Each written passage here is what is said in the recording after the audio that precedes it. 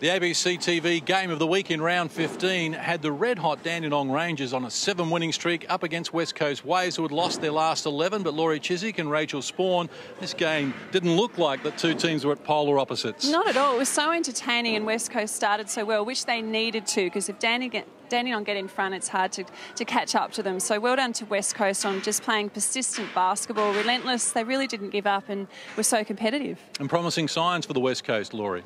Oh, absolutely. You know, they were without Luella Tomlinson, which is a big loss for them, but they just seemed to perform really well as a team. They came out, as Rachel said, on fire.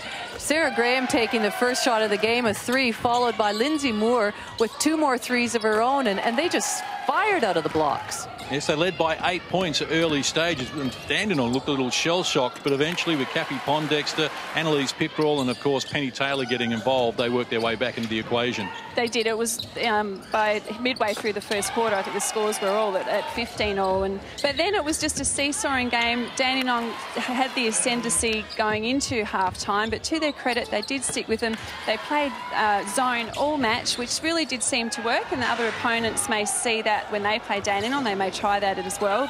And well done to West Coast, because they did they actually ended up being the same with the rebounds. But as we mentioned, the turnovers let them down, 15-5. Cappy Pondexter, just a star, and she really hurt them. And as we know, Penny Taylor did too in the end.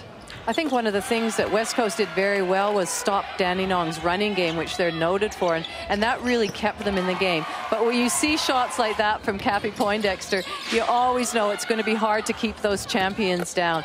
But you have to give West Coast credit. They kept it. It was tied right close to the end of the game. It was only the likes of Penny Taylor and Pondexter that really got them over the line.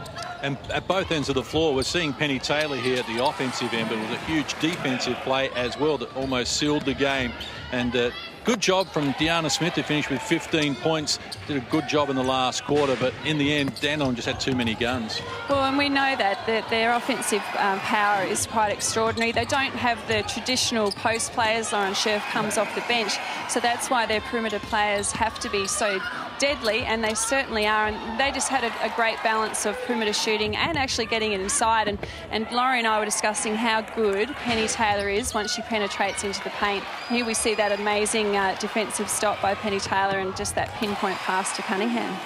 It was a great win for Dandenong. The crowd got behind them, and it won't do them any harm having a close game leading into the playoffs. No, it's a good point, Laurie. There you see the match stats in the game. The Rangers getting home by 7 points in the final analysis. Penny Taylor with a game-high 25 points, and the Waves, all 9 scored, and they had 5 in double figures.